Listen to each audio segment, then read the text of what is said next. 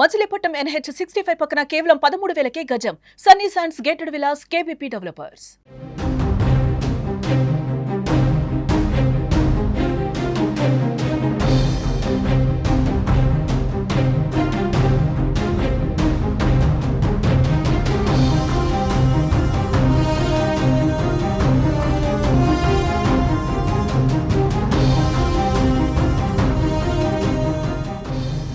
సుప్రీంకోర్టులో తెలంగాణ ముఖ్యమంత్రి రేవంత్ రెడ్డికి భారీ ఊరట లభించింది. సీఎం రేవంత్కు వ్యతిరేకంగా తెలంగాణ బీజేపీ సుప్రీంకోర్టులో దాఖలు చేసిన పరువు నష్టం పిటిషన్పై విచారణ జరిగింది. ఈ కేసును విచారణకు స్వీకరించేందుకు న్యాయస్థానం నిరాకరించింది. పిటిషన్ను కొట్టివేసింది.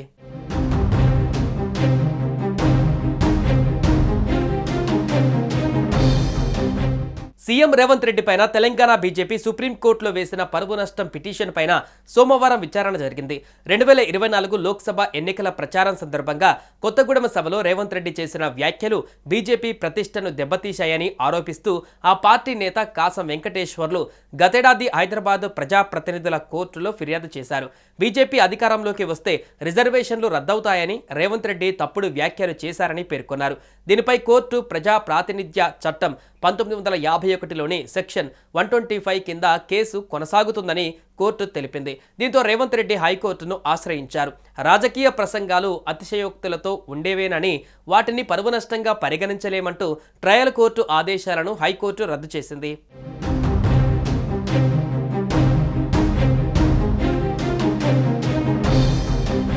హైకోర్టు తీర్పును బీజేపీ సుప్రీంకోర్టులో సవాలు చేసింది.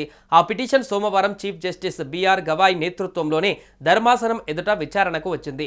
ఈ కేసును సుప్రీంకోర్టు కూడా ఇప్పుడు కొట్టివేసింది. అంతేకాదు కోర్టును రాజకీయ యుద్ధ క్షేత్రాలుగా మార్చవద్దని పిటిషనర్ అయిన బీజేపీ నేతపైన సుప్రీంకోర్టు ఆగ్రహాన్ని వ్యక్తం చేసింది.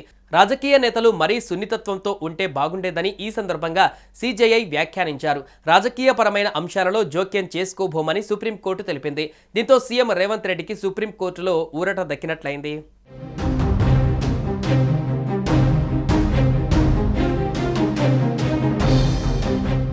సుమన్ టీవీలో మీ పర్సనల్ అండ్ బిజినెస్ ప్రమోషన్స్ కోసం కింది నెంబర్కి కాంటాక్ట్ చేయండి. డ్రగ్స్, గంజాయి లాంటి చెడు వ్యసనాలకు దూరంగా ఉండండి. తాత్కాలిక ఆనందం కోసం జీవితాలని నాశనం చేసుకోవద్దు. డ్రగ్స్ విక్రయాలు, దందాలు నిర్వహిస్తే 180059969969 టోల్ ఫ్రీ నంబర్ కి కాల్ చేయండి. డ్రగ్స్, గంజాయిని నిర్మూలిద్దాం, భవిష్యత్తును కాపాడదాం.